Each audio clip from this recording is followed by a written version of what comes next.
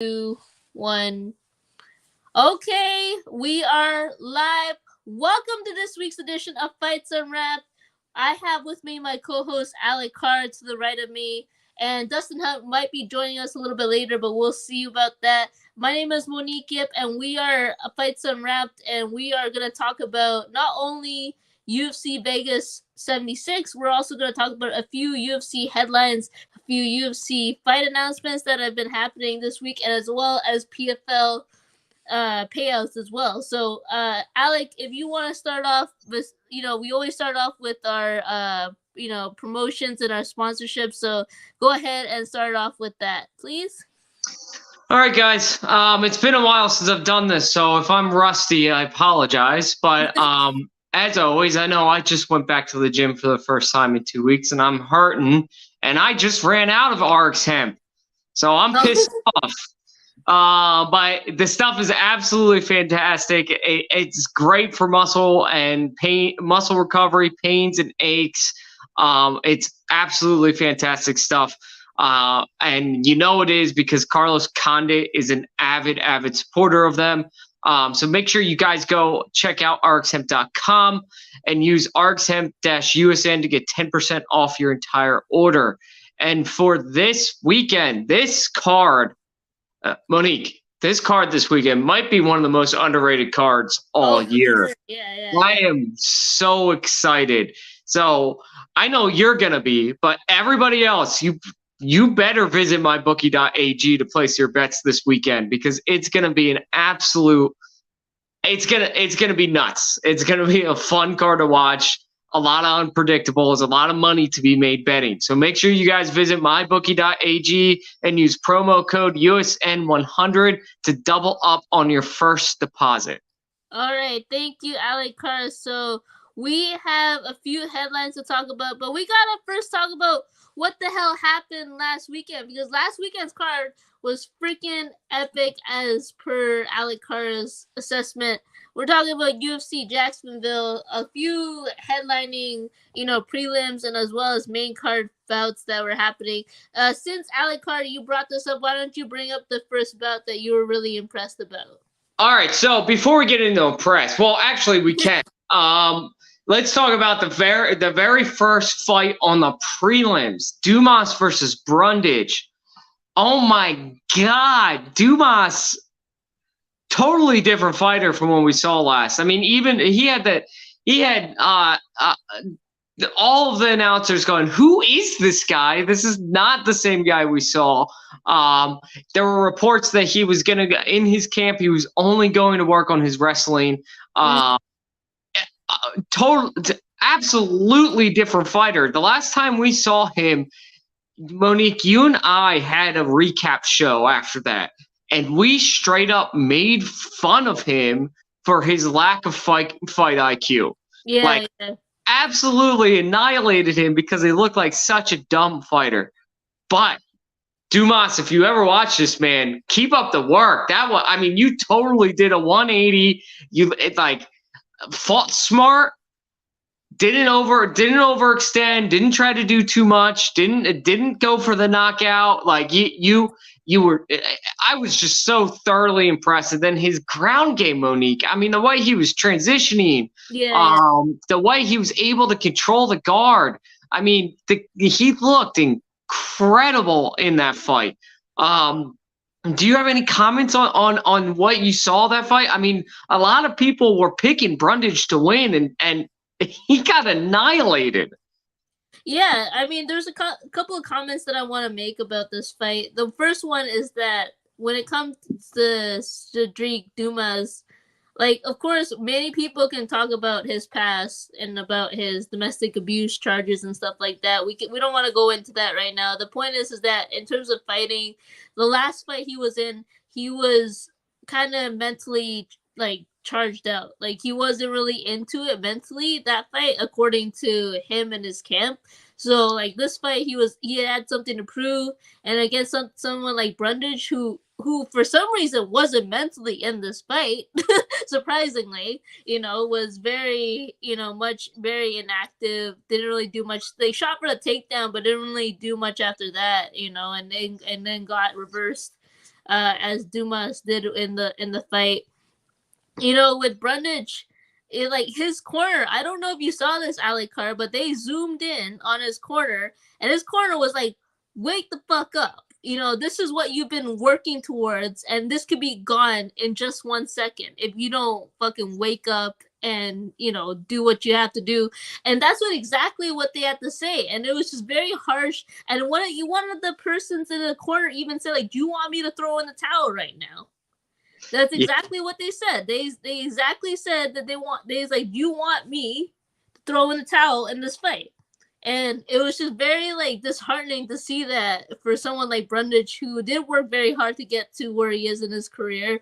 And Dumas did what he had to do to win, and I'm not mad about that whatsoever. Like, he did what he had to do, and that's pretty much it. Like, it was just like Brundage had to wake up. He didn't really do much in that fight. He tried to do something in the third round, didn't really work out in his favor. And it is what it is at the end of the day. What did you think, Alec Carr? Like, you remember, you saw that corner Yeah, introduced, right? it was crazy to hear because you could hear it quietly Yeah. live during the fight, but it was, "Do you want me to throw in the towel? Do you want to quit?" Mm-hmm. But like, but I think to Brundage's credit, right? He took the fight on short notice. Yeah. So there's that. But that means Dumas has been training for a different opponent. So like, he wasn't necessarily prepared. Mm-hmm. So and Brundage had been in camp. It wasn't like he wasn't training. He didn't come off the street. So Yeah. so it like yes, you don't have a fight camp, that hurts you. But what a lot of people forget is that the other person also is training for somebody else in a short notice fight. So it's both of them are unprepared. But I think, and listen, Dumas, not a huge supporter, not a huge fan. My excitement is about seeing somebody progress and get better at fighting that I didn't think had it in them. Yeah. So I just want to make that very clear. I don't want people to Yeah. come at us saying Alec Carr MMA supports Dumas and his crimes. No, don't say that shit.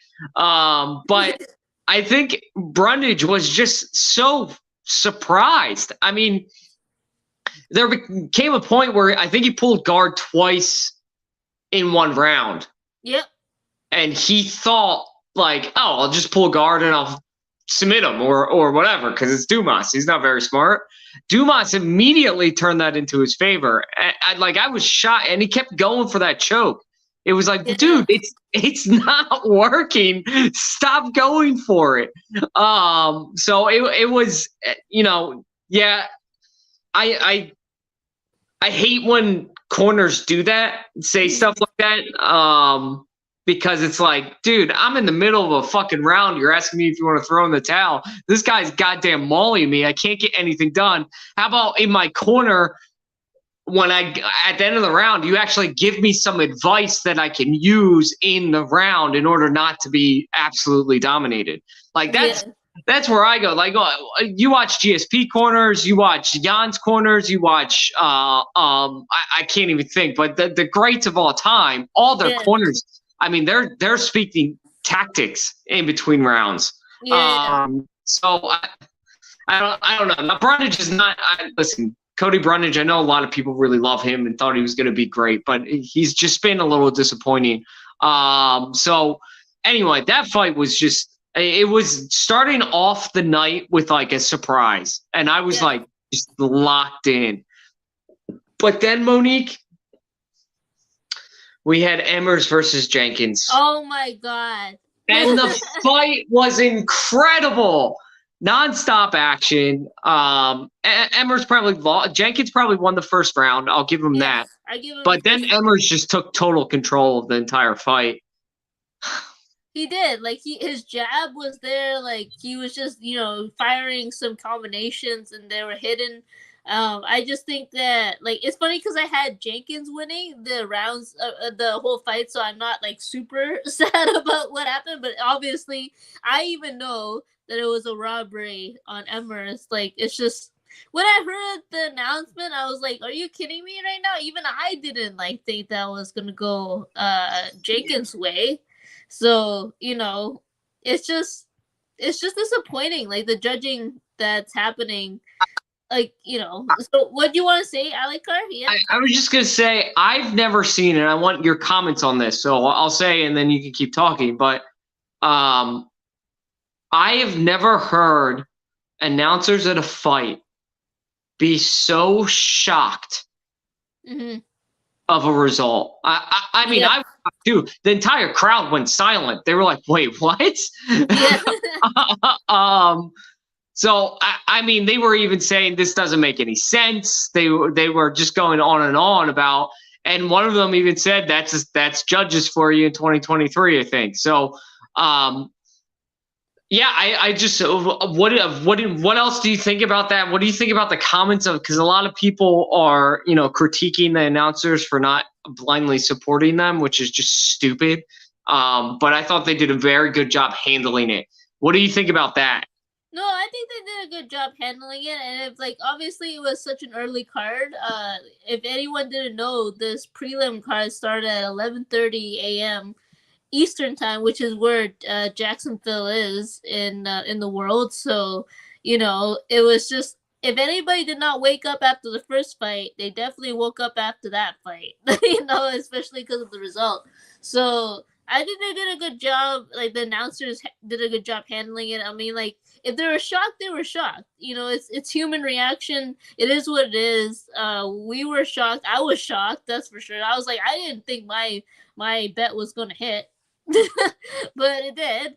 So I'm not like super sad about it, but at the same time I knew it was a robbery, and it just Emmers like took the second and the third round so easily, with the shots, and I don't know what the judges were seeing, to be honest with you. So that's what I have to say about Yeah, that. and then one of the rounds was like, what was the score? I forget about it, but it was Was it 10-7? Was it 10-7 no when one it stopped? one no, that's later on. One of the Oh, okay. judges scored the whole fight, like it was Mm. insane. Like that Jenkins won every round. Like 30-27, something like Yeah, that. it was like, dude, what? I can understand giving the first round, and I can even understand one judge being like, well, Jenkins was landing very significant strikes because every time he landed, it hurt Emmers. Like it's not like Jenkins didn't show up. I still would disagree with it, but I can understand a judge saying, you know what, I think Jenkins won the fight. Yeah. But it was just absolute robbery. And we've talked about this, and we had a great our stream with Corey from Boncourt. Make Mhm. sure you guys check out Boncourt. Make sure you guys support Corey over there. Absolutely fantastic job. His content's absolutely incredible. He puts out, and his podcast is so much fun to listen to. I'm not biased at all, even though I've been on the podcast and Monique's been on the podcast, but you guys should definitely check him out. He's doing some fantastic work. But anyway, we had that discussion about when someone gets robbed. Mhm. Jenkins is now 19-7 instead of 20-6. Yeah. One loss in combat sports in total, one more loss is a big fucking deal. It's the difference of continuing your contract in the UFC and getting booted, especially when you're on the prelims as it is. So I hope Dana White does the right thing here, and he usually does in these situations where he gives Jamal Emmers a quick rebound fight, see if he can get another win on the board. But it's just, and listen, Jenkins is a good fighter. He's younger. He's got a lot of potential. At 12-2, I listen. This will be a smudge on his entire career unless he wins a championship, and then we'll forget about it. But Yeah. it's a big deal for those who don't understand. It is a big deal, even though these guys are prelim guys.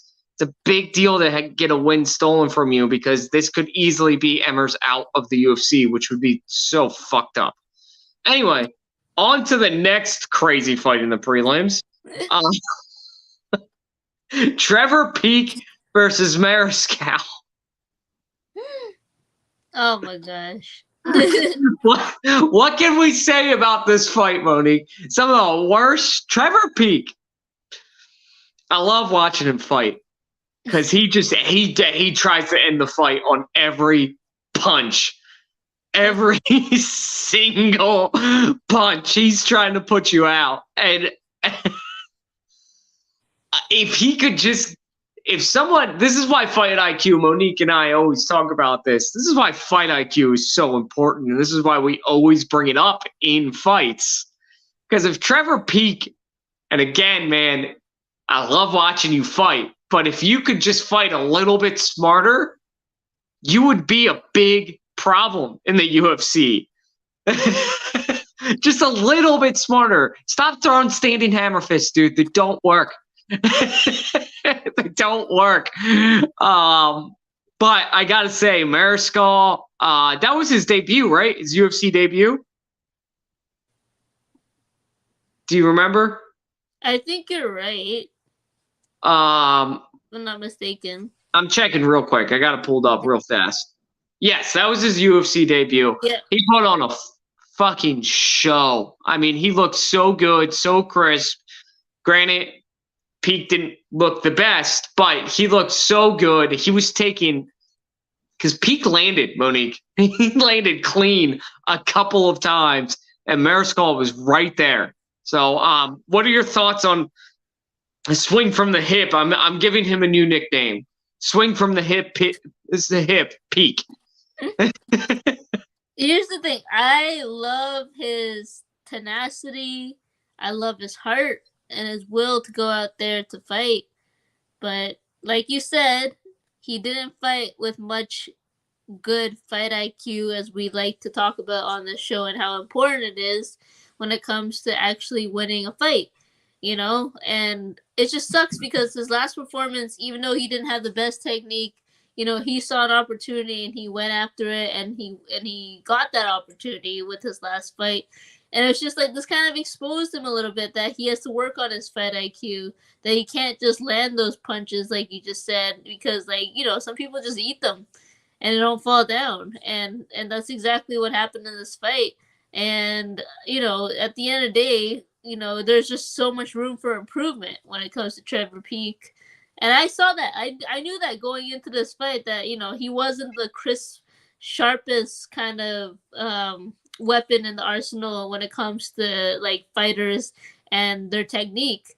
But, you know, it boils down to fight IQ, and that's something that you can't really teach. You got to develop that, you know. You got to develop that through, like, training and situational training as well, that you have to go through. So, like, I just think that he just has to go through more of that, like, more situational training kind of opportunities, and to get himself in better shape for the next fight. What do you think, Alikar? Yeah, I mean, he's really got to hit the. I don't know. I mean, he's going to be one of those guys that probably sticks around in the UFC for a while because he's just so entertaining. Yeah. And you got to give him credit for you are absolutely right about his heart, because he was getting rocked too, and he just kept standing there. But he's definitely got to work on getting more crisp with his strikes, to say the least.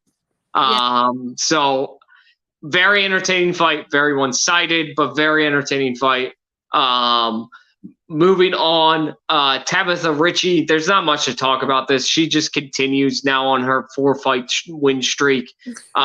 She just continues to absolutely dominate whoever she comes up against. So, I mean, do you have any comments on this fight? I mean, I'm just excited to see more Tabitha Ritchie in that division, see what she can do. Yeah, of course. Like, I'm disappointed because, you know, the Canadian herself, Jillian Robertson, you know, textbook armbar kind of girl right there. I wanted her to sub Tabitha Ritchie really, you know, really well, but it didn't happen. I just think that Tabitha Ritchie probably played a really good game. You know, like, she had a good game plan going into this, and that's exactly what happened. And she dominated all those rounds. I would love to see Tabitha Ritchie do, like, some type of really cool finish, because I don't think we've really seen that yet, and I think that that's something that I would love to see from her, because, like, as much as I think she's phenomenal as a fighter, and she's been dominating her fights, she hasn't really shown that she has that finishing power, and I would love to see that from her, whether it's the sub, KO, knees, whatever it is. I would love to see that from her. Really sad about Jillian Robertson because she was on a win streak of her own, and it's just sad to see that come to an end for now. But she's tough, and she's in her prime right now, so she'll be back probably, and she's going to probably armbar the next person that she's gonna face. Probably. She wants that retribution, right? So there you go. And then we had Rebecca versus Rod's. I can't say his name. I can't say his name either. But Rebecca, and I know you don't pronounce the R, but I'm not even going to try. But he continues. I mean, that I think this is his UFC debut as well. But he's a well-known fighter and well-known commodity. Oh no, it wasn't. It was. But he is just continuing up the ranks in the lightweight division. He looked absolutely incredible in that fight. I mean, just put on an absolute show, domination from beginning to the knockout. So, do you have any comments on that fight? Honestly, like that was the fight that I was actually out for. So yeah, no worries. I didn't have no worries. I only saw the highlights, and it seemed like Rebecca was winning that fight. So it is what it is at the end of the day.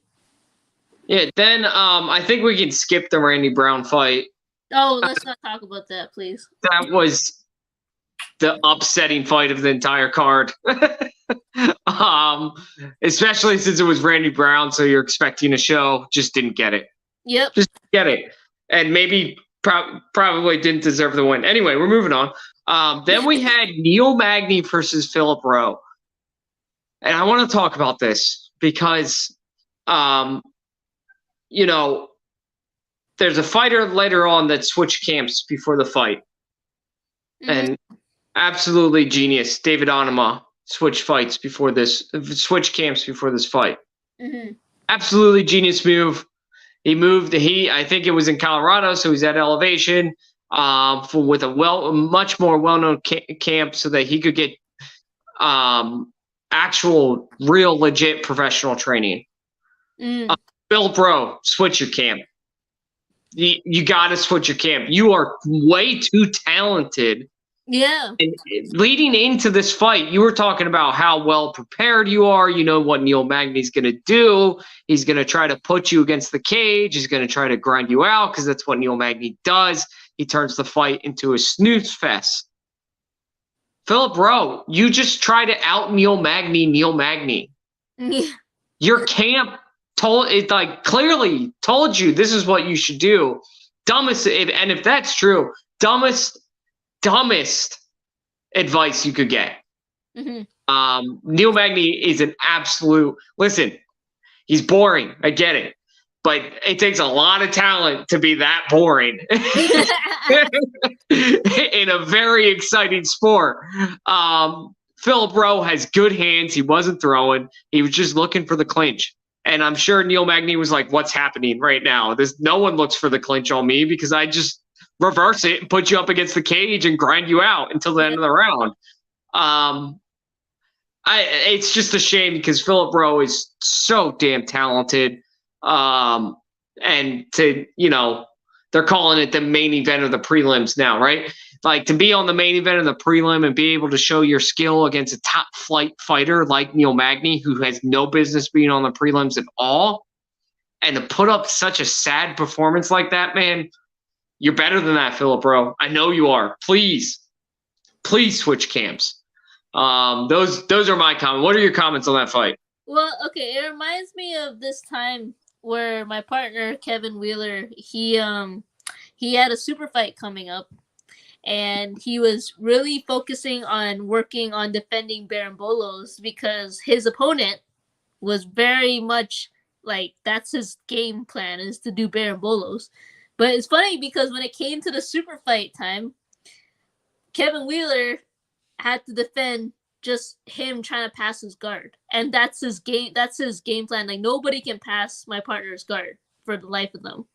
And he's just like, where the hell are the Baron Bolos? So like during that time, he was, instead of trying to like outclass him in his game, he just like, I'm just gonna stick to my game plan and defend like him passing my guard and then eventually getting a sweep and then coming on top and winning the fight. So it's just funny because that reminds me of that time where like it's like, why don't you stick to your game plan instead of trying to like Philip Rowe trying to outclass someone in their game plan, because that's just not gonna work. So it just like, it just shows me like from my partner's opponent who was trying to outclass him in his game plan, he's like, oh, I bet you I can pass this guard.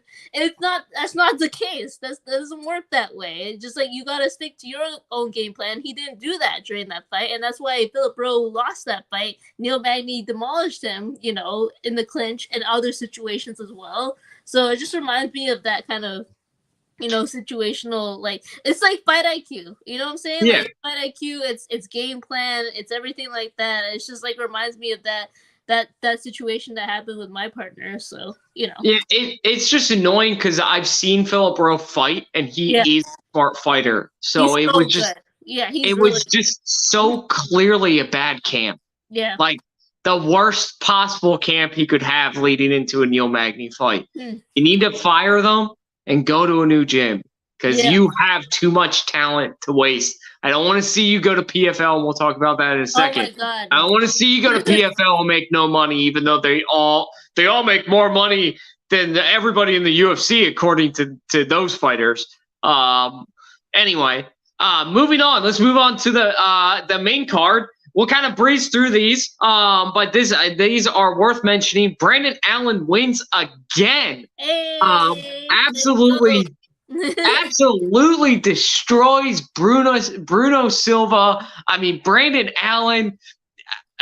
Remember when he first came in the UFC, and I even fell prey to it. I was so excited for him, so excited to see him. He had so much clout coming in, and then kind of fell flat on his face. Yeah.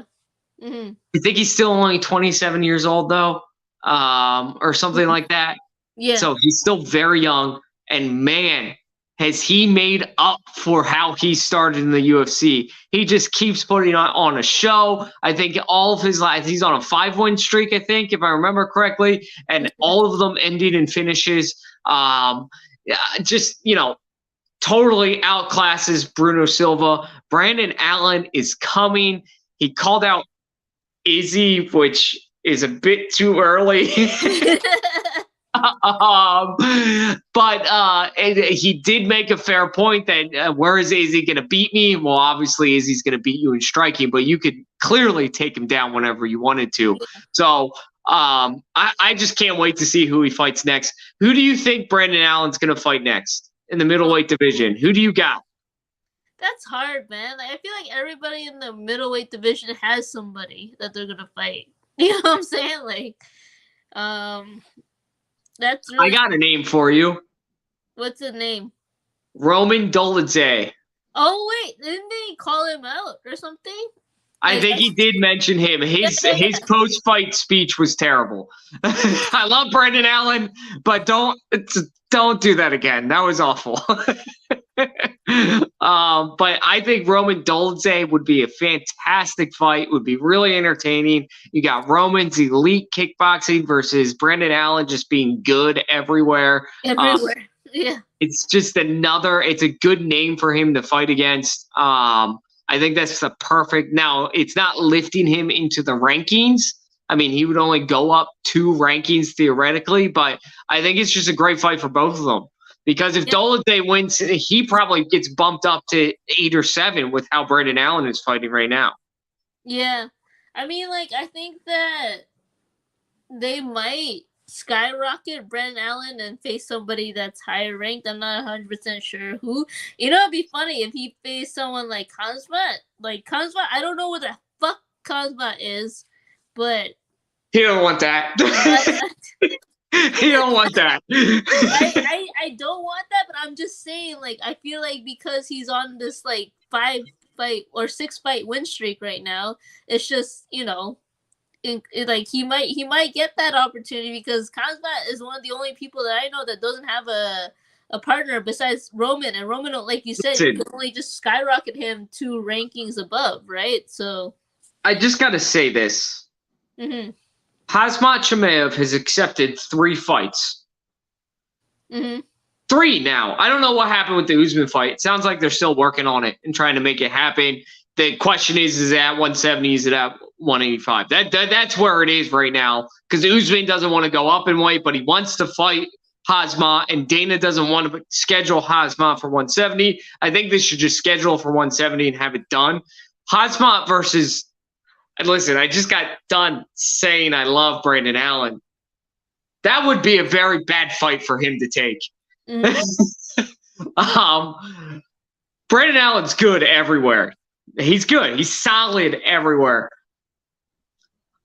And everybody knows I don't agree with Hazmat, what he does outside of the octagon. I don't agree with who he affiliates with. I don't like any of that. But everybody knows how much that watches the show knows how much respect I have for Hazmat Chimaev. I think he should be the double champ right now. Mm-hmm. If Colby Covington didn't run away like a scared little, anyway, didn't run away and claim he was injured and then go to take a fight later saying I'm not injured anymore. And then you have Costa, who's just running away from everybody and doesn't want to do anything except drink his yellow secret juice, which is just weird. It looks like urine. So and then Usman, that's been apparently accepted by both fighters, and like I said, they're trying to figure it out. Hazmat would annihilate Brandon Allen. That would be not good for his career. But I do like it because it would be a lot of hype. But I don't think Hazmat takes that fight. He's been very clear. He only wants to take either contending fight or a championship fight. So I think that's where we see Hazmat next. All right. Anyway, we got to move on because we got a lot to talk about. David Onama returns to what I thought he would be. Mm-hmm. And don't get me wrong, Gabriel Santos looked really good in this fight too. Yeah, but Onama, I already knew he had the power advantage going into this, the finishing power. That's why I picked him to win this fight. And now he has the cardio advantage. Hey, there you go. That's been his biggest problem, is he gasses out. He did it against Nate Landwehr, however the fuck you say that nut job's name. He gasses out really early. He always looked really good in the first round, and then he would gas out. Now he's got incredible cardio. And Monique, I kid you not, I know I can't back this up because I've watched the fights alone this time. The whole fight, I was going, uppercut, it's there, uppercut, it's there, there, uppercut, throw the uppercut. And when he finally did, my fiance was in the room, I was watching the TV, and I just stood up and started screaming. I'm a huge Onama fan. I can't wait to see what he does next. I have no idea who he's going to fight. He's probably not ready for a top 15 opponent, probably give him one more unranked bout. But he continues getting more and more cardio. He's going to be a serious fucking problem in that division. What did you see, and what did you think of this fight? Exactly what you said, but I gotta say something about Nate Landwehr, man. I was at UFC 289. Holy shit, was that disappointing from him, man. There were fights in the crowd that were more entertaining than the actual fight with him against Dan Ige. I'm just saying that because that's the truth right here. Because I was watching them fight live, and I was like, Nate Landwehr didn't do shit in that fight. Didn't do anything. I'm like, where is the guy that came back and won those fights? Where the fuck was that? Anyways, point is when it comes to this fight, David Onama, I had him winning. I told you I found him having that finishing power, and he did. Like you said, land that uppercut, beautiful. It was a masterpiece. Seeing his opponent drop, not surprised. Gabriel Santos, very talented fighter. It's just that he doesn't have that finishing power, and that's exactly what happened. So it was a beauty. I won my money, and I'm very happy about that. So All right, next up on the docket, we don't need to talk about this long. I just want to know, do you think the eye poke was intentional? We're Mm, talking about Austin Lane versus Justin Taffa. no, I don't think so, man. I don't. I Thank don't you. think so. Yeah, yeah. Thank you. Oh God, now I don't have to yell at you, Monique. No, of course you don't have to because I'm sane. Okay, that's why. I just my only comment on this is I know the fight didn't last very long. Austin Lane was landing whatever the fuck he wanted. He had already hurt Justin Taffa with that second body kick. That fight was getting close to being over. like, Yeah. and Austin Lane is an inexperienced fighter coming from the NFL. When he ducked and opened his hand, that's what an inexperienced fighter does. Because what he should have done was he should have dipped and thrown because it would have been a knockout. Yeah. Clearly, the strike was there because it ended up with an eye poke. But he's inexperienced and he dipped the punch and his hand was open. And Justin Taffa, I love you. I love your family. You're very entertaining family. Stop it. Stop it with it was intentional. It wasn't. What you should be saying is the UFC shouldn't take away payment from me because I lost because of a no contest. That's what you should be saying. Don't say it was intentional and you deserve your win bonus. You don't. You didn't win the fight. You were losing the fight. Anyway, I don't need to go on a rant yet. I'm saving that. But again, I love you, Justin Taffa. Austin Lane looked really way better than I thought he would, especially coming from the NFL. Despite what seems to be the thought of the majority for some reason who think NFL athletes could just switch over into the UFC and dominate. NFL athletes are historically the worst, the absolute worst athletes to switch over to fighting. Mm-hmm. Yeah, you could throw out a couple of names like Brock Lesnar. Sure. Yeah, he was champion of the weakest heavyweight division of all time. Sure. Let's go ahead and throw his name out there. But usually NFL athletes cannot do it. They just cannot do it. It's totally different technique. The footwork's totally different. Even takedowns are not a tackle, people. They're not the same thing. Tackling is you wrap up, clench your wrist, and you want your head across the numbers, not across the back. Totally different. Anyway, I can't wait to see Austin Lane. I hope they run this back. I hope they run it back in like 2 fights. Mm-hmm. So then we got to talk about Macy Barber. I know we've spent now 40 minutes on this card, but it was worth it. Macy Barber, I know, versus Amanda Ribas. Fuck, man. Macy is a fucking animal. Yeah. As much as it pains you, Monique, Macy Barber has shown to be what we were told she was. Can you agree with that? No, I agree with that. I always knew she had it in her. It's just that I thought that Ribas would outclass her, but didn't happen that way, obviously. I just like she's on a streak right now. I can't wait to see what Macy Barber does next.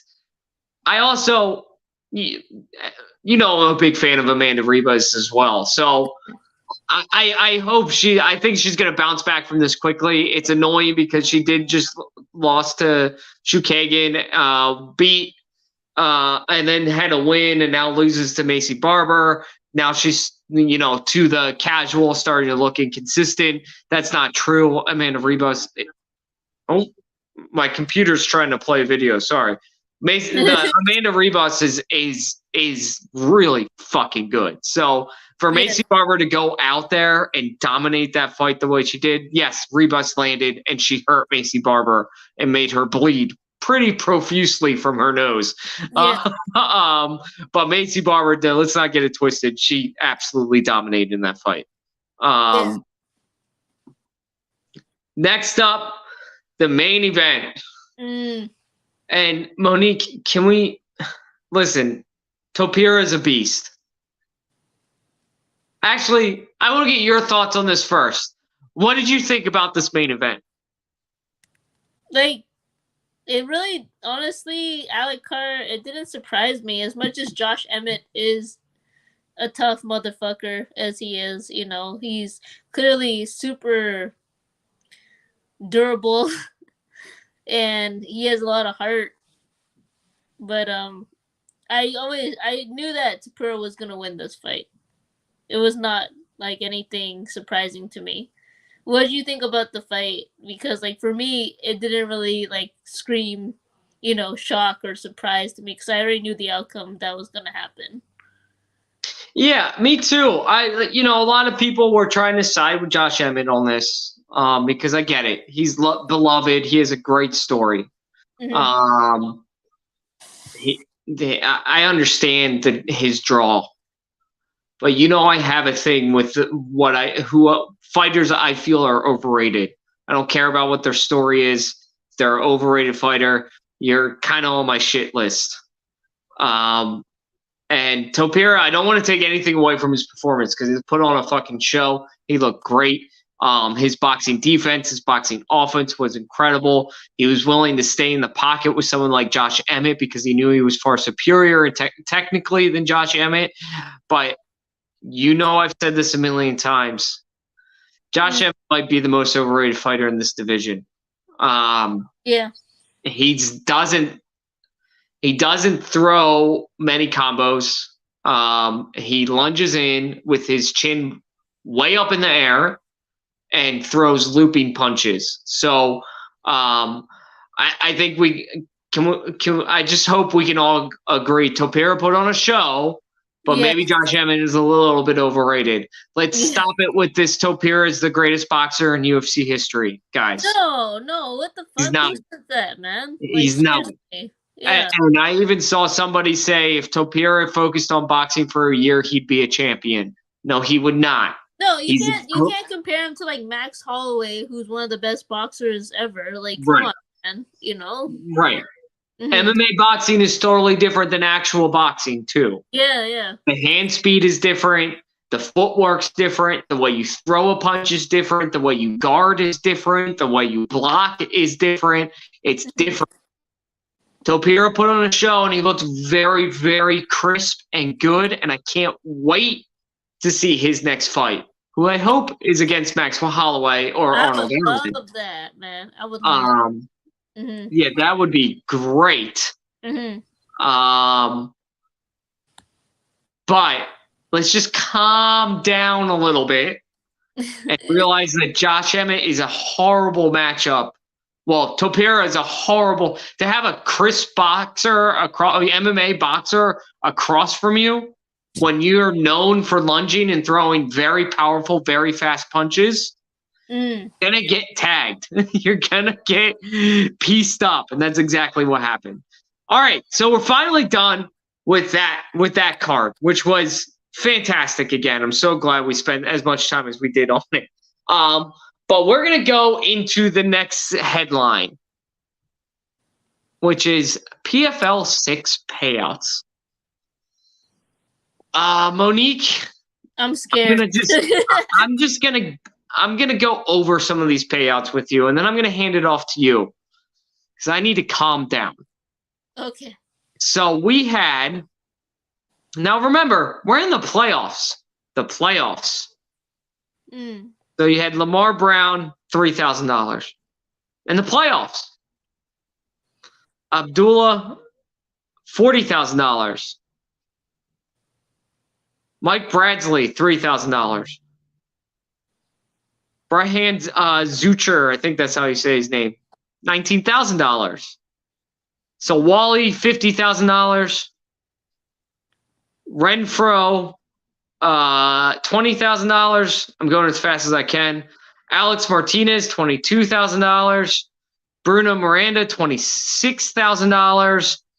Arush Manfio, $30,000. Nate Schultz, $100,000, which we'll talk. We don't really have time to go over that whole fucking thing. Diliano Taylor, $20,000. Anyway, severely underpaid. I do not know why they publicize this. They're trying to get investors right now. Top payout, 100 grand. Monique, what do you think about this? Like, am I surprised by that? Not really. There are rumors saying that PFL is going to try to buy Bellator. I don't know if that's true or not. But, you know, those were some of the rumors that were happening in the headlines in the last few weeks. PFL, man, they're really fishing for investors, man. Pretty obvious. Like, I think that's why they publicized this, because they wanted to get people to invest in them, to get them more money so they can pay their freaking fighters or pay for other stuff, right? So, am I surprised by this? Not really. It is what it is, and then they want to talk about saying that they got better pay than UFC fighters. That's not true at all. Not true at all. And I know Alec Carr is probably going to have some rant of the week coming up, but when it comes to these payouts. But, like, for me, nothing is surprising when it comes to these, like, fighter payouts. Because, like, as much as, like, I hear them and I'm shocked by them, but because it's PFL, I don't really have anything positive or negative to say, except that it is what it is, and they're severely underpaid. You know, as well as one championship is also severely underpaying their fighters as well. You know, we could talk about that as well in another podcast or something. But it is what it is. Alec Carr, you know, I don't really have much to say because, like, to me, this is not, like, new news or anything like that. It's just, you know, I'm not surprised at the end of the day, you know? Yeah. So the PFL has branded themselves as the fighter-friendly promotion. Mm. And what we keep finding out is that all the proof points otherwise. Mm-hmm. They are not fighter friendly. Just because they offer you sponsorships on your shorts does not mean you're fighter friendly. like this whole idea of and this is what drives me fucking insane. They sign Jake Paul. They signed Francis Ngannou. Mm-hmm. The outspoken fighters, if you want to call Jake Paul a fighter, whatever. I don't have time to get into Jake Paul, but if the outspoken quote unquote fighters about fighter pay and fighters' rights, where are you guys?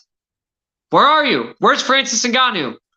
Mm-hmm. What are you doing? Oh, you're taking what we're being told could be upwards of $30 million and you're running away with it. And now you don't give a fuck about anybody else because you never actually cared about the fighters. Are you kidding me? Fighter? Like, you can't be. Hold on, I'm getting a phone call. This is the worst time. All right.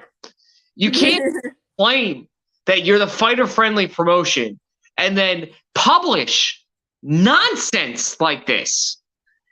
The top paid fighter is $100,000 in your playoffs.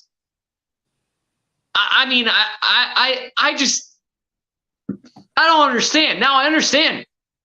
What I do understand is that they are a broke promotion. They are absolutely broke. All of their money, their value, actually comes from investments. That's not real value. For people who don't understand that, when you have investments as a majority of your company's value, it means you are making severely less money than that. They're probably only netting $25 million a year, which sounds like a lot of money to you and I, Monique. But when it comes for an international fight promotion, it actually puts them below Bellator. Mm-hmm. So you want to claim to be this fighter-friendly promotion? We look out for our fighters. We pay them. It's all nonsense. I hope people start recognizing this. First of all, their season platform, their season layout, whatever you want to call it, their structure is very entertaining. But you're putting fighters through hell. Mm-hmm. You're putting their health at risk. by having a season structure, which is something I've spoken about before. I love it. I think it's entertaining as all hell, and I think it has a lot of potential. But the way they're doing it now is putting fighters' health at risk. So how can you be fighter friendly? All right. Check one, not fighter friendly. Fighters at risk with zero insurance, even though they claim they do give them benefits. If you actually look into it, no, they don't. They don't give them benefits. Please, people, there's this thing called Google. It's all public information. Go find out for yourself. They do not get benefits. They do not get side pay. Hardly any of them get bonuses. Fighter bonuses. They get win bonuses, of course, but hardly any of them actually get bonuses. And by the way, the highest paid fighter at $100 grand got a $50,000 bonus, and that's included in the $100 grand. So that's pathetic. All right. So now check not fighter friendly because they don't care about their fighters' health. All right. That's fine. Most promotions don't give a fuck about their fighters' health. That's why they're all allowed to get independent doctors' opinions on injuries and then submit that to their promotion and say, see, I'm healthy. So even if they're not. So, okay, all promotions do that. All right, now the other thing. We give our fighters more money. No, you don't. Yeah. Now, the third time you've published stats and it has shown over and over again you are at level or below with Bellator. It's pathetic. That is pathetic. Bellator is about to go out of business, and you're going to purchase them for some reason. Anyway, different podcast, different stream. Can't talk about that right now. Let's just say when PFL does, or if they do purchase Bellator, it means absolutely fucking nothing because nobody already cares about Bellator as it is. So that's all I'll say about that. So check doesn't pay fighters more. Then you got this comment. But the ads on the shorts. Mm-hmm. Guys, Israel Adesanya made $1.2 million. He makes $1.2 million every time he fights. That doesn't include advertisements. $1.2 million. He's still underpaid, by the way, but he makes $1.2 million every time he steps in the octagon. Mm-hmm. You're going to tell me that the champion of PFL, who makes $1 million, makes more than Israel Adesanya at the end of the day? Yeah. No. You're going to tell me, let's take a non-champion, right? Because Israel Adesanya is the highest paid UFC fighter in UFC history. Base salary, that is. Conor McGregor's the highest paid fighter in UFC history. But anyway, so let's look at a non-champ. You're going to tell me a champion of PFL makes more than Dustin Poirier? You're going to tell me that a champion in PFL makes more than Sugar Sean O'Malley? Mm-hmm. Are you going to tell me they make more than Michael Chandler? Cyril Gahn? Fuck no. The answer is no. The answer is absolutely fucking not. Not with advertisements, not with the sponsorships. They do not make more money. Shane Burgos makes more money because he was irrelevant in the UFC. Yeah, he was fun to watch, but he was irrelevant. He was never going to be a champion. Never. He was never truly going to contend for a championship. That's why. And now the PFL is forcing him back into the playoffs off of some bullshit because he's a bigger name. Fuck off, PFL. They have made so many mistakes, Monique, lately. They are killing their own promotion, and this is just another one of those mistakes. That, guys, I need MMA Twitter to open up their eyes. I disagree with Dana White on just about everything. But if you're going to tell me that PFL athletes make more, you got to, if someone's a champ, you compare them to what other champs make, not to what a non-contending athlete makes. That's not how employment comparison works. Mm-hmm. So we need to cut that bullshit out, call PFL out for what they were really doing. They're just trying to scam you into watching their fights so that the owner can make more money. It's not make more money to give more to fighters. He's never going to do that. He's going to do what? If he does, if it works, if his scam works, because it is a scam, what he's going to do is the same thing that One Championship does, same thing that UFC does, and the same thing that Bellator was. Underpay my fighters until I absolutely have to give them what they're worth. That's what he's going to do. PFL's no better than the other ones. They don't treat their fighters better. We just went down a checklist of how they treat them worse. Mm-hmm. So I can't. The PFL payouts, one, I laughed at them because I already knew what they were. Like you said, I knew they weren't making anything. $3,000? $3,000? Yeah. Are you kidding me? It's 12th to show in the UFC. Anyway. We got fights to talk about for this weekend.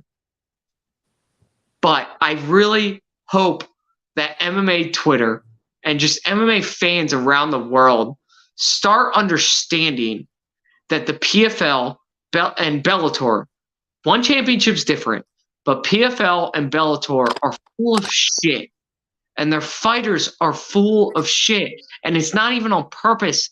They just don't know. They don't understand. Sugar Sean O'Malley is the brand ambassador for 3 apparel companies. Mm-hmm. They have no affiliation with the UFC. John Jones has sponsorships with a dozen companies. Mm-hmm. He's making millions. Yeah. Dustin Poirier started his own business. Conor McGregor started his own business. Well, he owns about 20 businesses now. But my point is this idea about the goddamn shorts, Monique. I know, yeah. Is so stupid. And that's what I'll leave it at. It's just the idea about the sponsorships on the shorts makes the PFL fighters get paid more than in the UFC is asinine. It doesn't make any sense. Logically, it's illogical. There's no logic to be thrown to it. Anyway, we must move on. PFL can go. I love you, all your fighters. I love you. I support you. You're fighting. You're doing something that most people would never even think about doing. So I love the fighters. I support the fighters. But when the PFL folds, I really hope they move on to the UFC or One Championship so that they can get treated at least a little bit more fairly. All right. Enough with my role. We have UFC Vegas 76, Monique. We got a great fucking card this weekend. Like I said, one of the most underrated cards, except for the main event. But we'll get there when we talk about this event. Couple of things I want to point out before we get to the main card. I love doing my prelim shout-outs. We have... Hold on, I think I'm on the wrong page. We got Kevin Lee's return, first of all. We got Carol Rosa on the prelims. We have Ivana Petrovic on the prelims. Hey, there you go. Yeah. We got who is an absolute monster, 6-0. Can't wait to see what she can do in the UFC. And Alexander Romanov is opening up the prelims, which is insane to me. The guy lost one fight. Why is he opening up the prelims all of a sudden, going from main event to prelims? Anyway, my point is, make sure you guys all tune in. The prelims are going to be fucking nuts. And you have Bruno Ferrero, who is an outstanding prospect. So make sure you tune into that as well. Monique, I'm going to throw the first fight over to you. We have Benoit Saint Denis versus Ismail Bonfim. And I know how big of a Bonfim fan you are. So this is a tough fight for him. I want to throw it to you first and get your thoughts first on Saint Denis versus Bonfim.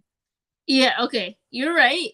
This is a really big test for Bonfim, but like I said, I'm very biased. And I'm not just the only one that's biased. If anyone has seen him and his brother's performance in the last performance that they did, holy shit, did they just rock the whole UFC world. and just shattered it into a million pieces because they just made a name for themselves. The Bonfim brothers are here to stay, in my opinion. I, as much as Saint Denis has like more, like his record is better, you know, and very many people might argue that, but I argue that Bonfim has more in his arsenal that he has to win this fight. You know, just more weapons in his arsenal. He can win like in any way, shape, or form. He's very versatile. Is super well rounded. You know, he has that finishing power, like I mentioned before in other fighters, but for sure for him.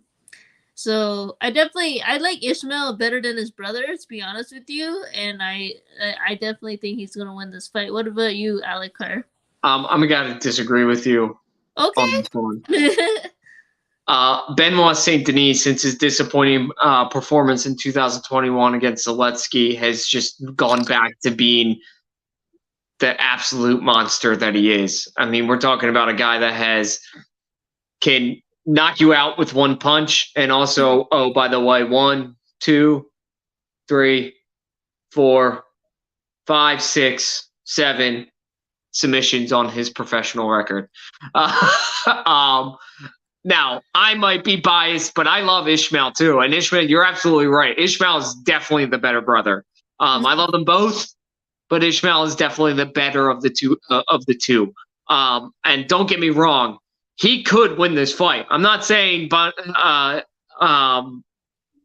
Saint Denis is going to annihilate him. It's going to be a hell of a way. I can't believe this is in Co-Main. Like, I know Bonfim is not that well known, and Saint Denis is, like a lot of people don't really know who he is yet either. But man, I love when the UFC gives us two young guys to go after each other. They're both 27 years old. I think I don't see a spot where Bonfim can outdo Saint Denis.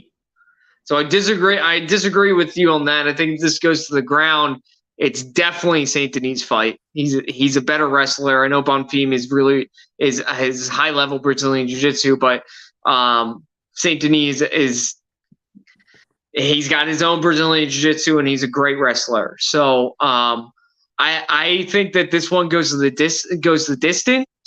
I think it's going to be incredibly entertaining, but I got Benoit Saint Denis winning this fight. Okay. All right, moving on to the next fight. We got Ariana Lipski versus Melissa Gatto. This is a really interesting fight because Lipski was, again, a highly touted coming into the UFC fighter. Has kind of disappointed, but is still young. She's still got a lot of career ahead of her. I know she's 29, but I think she just turned 29. So, like, she's got a lot of career ahead of her. So she could get on a roll. And then you have Melissa Gatto, who's just, I know she just lost to Tracy Cortez, but Melissa Gatto. Tracy Cortez, man. Yeah, it's Tracy Cortez, and Melissa Gatto she's a scary woman. So I'm going to throw this over to you first. How do you think this fight plays out against two Brazilians, if I'm correct? Yep. But how do you think this fight plays out? It's definitely not going to be an easy fight, but last time I remember on this show and in my other shows, I had Lipski winning. Everyone thought I was crazy because like Lipski hasn't had a good fight in a long time, and she did win. She had a lot of heart and tenacity, and she played a good game.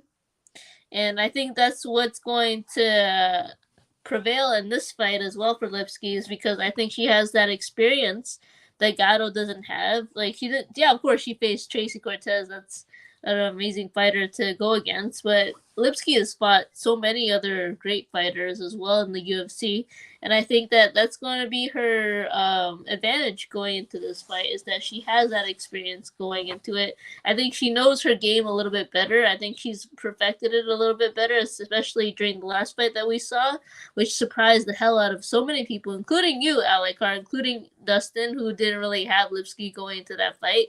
But I definitely have her winning. You know, Gato is obviously really good. She's Brazilian as well. She has that Brazilian Jiu-Jitsu blood in her, but I just think that Lipsky is going to keep it standing up, and she's going to piece her apart. That's what I think is going to happen. What do you think, Alekar? So Lipsky, you know how I feel when people prove me wrong, and Lipsky proved me wrong. They make I'm an instant fan when they prove me wrong. So that being said, though, I'm going to go against her again. Though I will say, I'm not going to say she doesn't have a chance, because if she's the taller fighter and she uses that length and stays on the outside, with Brazilian Jiu-Jitsu, as we know, is totally different than wrestling. It's not like she's going to attack a leg or something. Mm-hmm. And Gato is very traditionalist as a Brazilian Jiu-Jitsu artist. So if she can keep Gato on the outside, Lipsky probably wins. I mean, not probably. She definitely wins. But Gato, she's a monster. So I do think that she does eventually. It's going to be one of those fights where it looks like Gato is losing, and she is losing because Lipsky is landing at will. But I think Gato will break in to the inside and get her down, and I think this fight ends in submission. I'm going to call it a third round submission in this one, because I do think it's going to take her time. But I do think she does get inside and gets Lipsky down, because it's not, unless she's severely worked on that part of her game, we've seen it's not hard to get her down. But she has gotten way better at keeping people on the outside. So, again, I'm not saying she's going to get dominated, but I do see it turning into one of those fights where all of a sudden we're like, oh, fuck, she lost. How did that happen? Yeah. That's how I see this going down. I know it's a bold pick to pick a fighter losing an entire fight and then ending it in the submission, but that's what I'm going with, Monique. All right, we're moving on. We got Max Griffin versus Michael Morales, and I'm going to start off with this one. Dana White, why are you doing this to this poor man? I know, right? Why? Not that I'm a huge Max Griffin fan, but like, this is a guy that's been in the UFC for how long? It feels like forever. 2016. It feels like way longer than that. But I've been in the fight world for a very long time. 2009, he's been a professional fighter. And you got him against Michael Morales, this young fucking stud who just, I mean, knockout, counter right to ground strikes, knockout, punches, doctor stoppage, punches, triangle choke, punches, which punches usually means on tapology. I'm just going to go like this: knockout, knockout, knockout. like what? Max Griffin doesn't stand a chance. I think this is mid-second round KO. I think he's savvy enough. He's a veteran. He can last the first round. I don't think this is going to be a first round knockout, but I wouldn't be surprised either if it was. I'm going to, out of respect for Max Griffin, say that this is a second round knockout. Michael Morales wins this fight, and it's not even a contest. What do you think? Yeah, of course. If you go to Michael Morales's record, Alekar, I believe he has some wins against some notable UFC fighters already. So it's not like he doesn't have that experience. You know, he has at least 2 wins against some notable fighters. I don't remember their names completely. If you get in Giles. Yeah, Giles. I remember it was one of them, and then the other one was who? Sorry, Adam Fugate. Who just lost against Mike Mallet at UFC 289, which I saw live, which was really great. But the point is that I just think that it's not like he's going into this with the UFC debut. You know, it's not like that. He has notable wins against some really great fighters. So, and now going to Max Griffin out of all fighters, which is like really surprising. I guess Dana White really likes Michael Morales. No offense to Max Griffin or anything like that. It's just that I think, I 100% think there's going to be a knockout in the second round. It's pretty obvious what's probably going to happen. Michael Morales, like, he's up and coming. He's young. He's in his prime. Like, the ball is in his court, in my opinion. Max Griffin doesn't really have much of a game. He's not really good at anything, in my opinion, and I think that's one of the reasons why I don't think he's going to win this fight. I'd be surprised if he knocks, like, Michael Morales out, but I don't think that's going to happen, personally. So, we'll see. Yeah. So moving on to the next one, and I'm going to throw this over to you because I have to move upstairs because my wonderful fiance has been working all day. Is coming home soon. So I'm gonna announce the fight and then run up, turn off my screen and run upstairs real quick. But we have Damir Ismagulov versus Grant Dawson, which is such an interesting fight. All right, Monique, what do you think? Okay, so Alec Carr, I don't know if you know this, but I think Damir actually retired not too long ago, maybe a couple hours ago on Instagram. So I don't think he's actually gonna fight this fight against Grant Dawson. I think they're trying to find somebody to replace him. If you wanted to go on Instagram and look that up, you can. I remember somebody forwarding that to me not too long ago. So I don't think Damir is fighting because I think he just retired. But you have to go on Instagram to look at the retirement announcement. It says that he had to retire because of medical reasons. But that's so just we have a little bit of breaking news here then. Yeah, because I didn't update on like Google or whatever, right? Yeah, let me look this up real quick. I did not know this. He just announced his retirement like maybe in the mid morning, something like that. So wherever it was, wherever he's from, So I don't think that's gonna happen. I don't know what's gonna happen in this fight, personally, but it was on his Instagram page, like, personally, so that's how I saw Weird, because I'm not seeing anything. Give me a second, because we do need to talk about this. Yeah, for sure. It might be on your phone. It might be easier to search on your phone, but because it's on Instagram, you put Instagram, Damir, that kind of thing. I'm not sure if that'll pop up on your laptop, but yeah. I'm trying to look at it. I should like copied it to you guys. I don't know why I didn't. I don't know. I just saw it and I was like, oh, okay. Like, Yeah, because I didn't see anything on Tamir. How do you spell his name? I have no idea. Because like it just starts with the I, and that's all I know. ISMA. This is really, really great content we're providing you guys right now. Yeah. All right, let's take a look.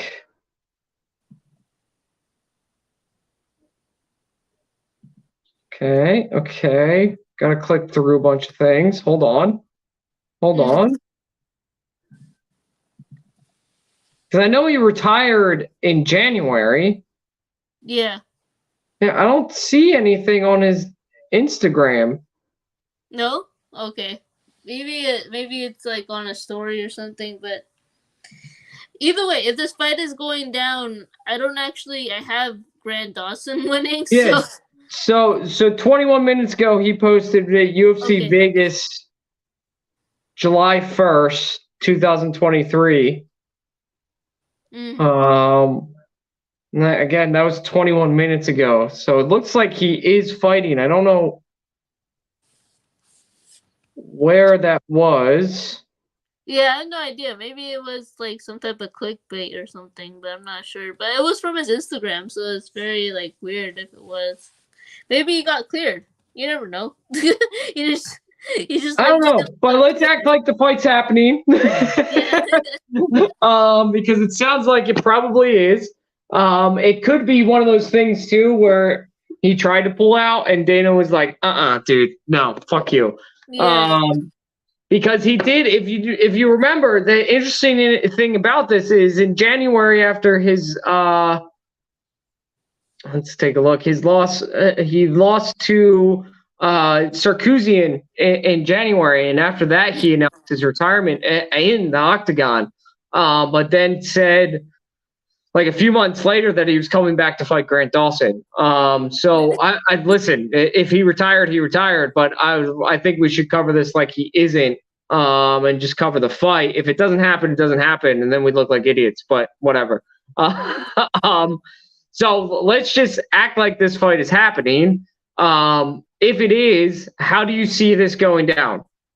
I definitely have Grant Dawson winning. I just think that he's the better fighter overall. I like Demir. Don't get me wrong, I do. It's just that when you say you're retiring and you're coming back, it's just like there's some type of the ring rust coming in. Coming into this fight. So I'm not 100% confident in his abilities right now. So I have Grant Dawson winning. How about you, Alikar? Yeah, Demiris Magalov is one of those guys. He's 32 years old. He's been fighting for literally ever. And well, he started fighting professionally in 2014, but he's one of those, Russians that just fought like 5 times a year. Yeah. For like 6 years straight. And when he came to the UFC, he showed a lot of promise, and I think he still has. It.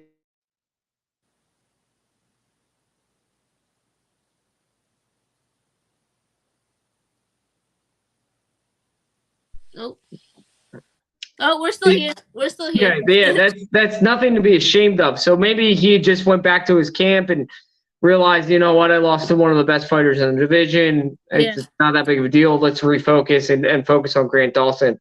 I think if he's focused and isn't focused on just getting through this fight so he can retire, I think he stands a chance against Grant Dawson. I mean, this is a guy that is literally 24-2. Yeah. like he's a monster. He's a good striker. He can wrestle. So I think Grant Dawson has his hands full. Now, that being said, Grant Dawson is one of the young studs of the sport, coming off wins of Jared Gordon and Mark Madsen, which he got a rear naked choke against both of them, which isn't shocking against Jared Gordon, but to get a rear naked choke against Mark Madsen, who is, as we all know, an absolutely incredible wrestler, is something to like.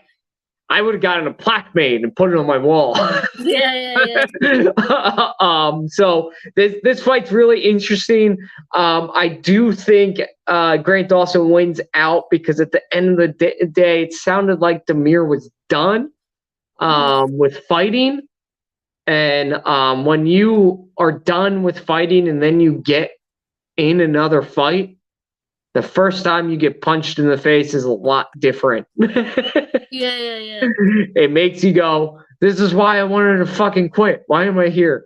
So I think Grant Dawson wins. I don't know if he finishes it. I don't know if it goes to the decision. I have not decided on that one, but I do think he does win this fight. All right, we're moving on to the main event. Sean Strickland versus Abbas Magomedov. You know what? Go ahead, Monique. You talk about this. Let's go, Abbas Magomedov. Let's go, man. I am such a fan of this guy. He is a stud. He is literally I would love to see a sub from him, from Sean Strickland, because I don't like Sean Strickland. I can't stand the motherfucking dude. It just is what it is with him. He just has some heinous fucking comments, and I can't really get into it because it's just going to be really, really long of a podcast if we get into some of Sean Strickland's comments. So let's go, Abbas Magomedov, sub in the fucking 3rd round. I'm calling it right now. Alikar, come on. Who do you think is going to win? I got Abbas too. Mm-hmm. You know how I feel about Sean Strickland. Yeah, man. I feel the same way about Sean Strickland. I call Josh Emmett the most overrated in his division. Sean Strickland might be one of the most overrated fighters in UFC history. Yeah. He's flat-footed. He fights from his heels. I know he has that podcast with Chris Curtis where it seems like sometimes they hate each other and sometimes they love each other. I don't understand that relationship. It doesn't make any sense to me. I seriously don't, because one second they're beefing and they hate each other on Twitter. The next second they're the best friends and they train together every single day. I know Sean Strickland showed that brief 20-second clip of him sparring two guys at once. Why are you being stupid? Stop. Yeah. Stop it. What if some guy accidentally clips you and like it's just so dumb. You're just dumb. Sean Strickland, I hate his game. I think he got a couple of easy opponents early on. I mean, when he went on that streak, when everyone was talking about him as this great striker, he beat Nordine Talib, who's not in the UFC anymore. He beat Jack Marshman, who I don't think's in the UFC anymore. He beat Brandon Allen. Man, if he fought Brandon Allen now, it's a totally different fight. Yeah. He beat Joko, who okay, I'll give you that. That's a solid name. And old ass Uriah Hall in 2021. And we all know Uriah Hall is just one of the biggest letdowns in UFC history as far as potential goes. So, and then he beat Jack Hermanson, who is just, I know he's in his 30s, but the guy fights like and acts like he's in his 50s. I love Jack Hermanson. I think he's fun to watch. I think he seems like a pretty solid dude. But let's be honest, also a pretty overrated fighter in the UFC. Then he gets knocked the fuck out against Alex Pereira and not destroyed. It was a split decision, but loses to Jared Cannonier, and then beats Amavov, which I was pretty surprised about. Sean Strickland fights from his heels. He throws punches from his hips. Abbas is gonna. I think. Is it too much for me to call for a knockout or a submission in the first round? That's huge, man. Like, that's first round. You know what I'm saying? And this might be my bias against Sean Strickland, but the guy's a scumbag. He claims to be a former Nazi, but if you listen to any of his comments, it sounds like he very much believes in most of that stuff still. He is a nut job. He makes very homophobic and sexualizing comments and is womanizer and all these other different things. So Sean Strickland can go fuck himself. Albus is going to destroy him. He just is. So that wraps it up for us.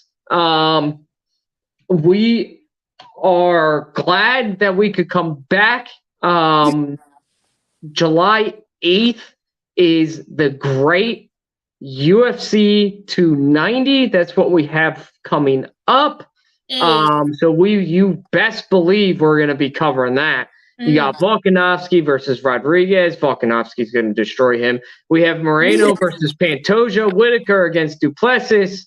Jalen Turner against Dan Hooker. And Bo Nickel comes back to fight Tresean Gore. So, guys, happy fight week. We'll see you next week when we break down UFC 290. So have a great night. Talk to you soon. Bye, guys. Happy fight week.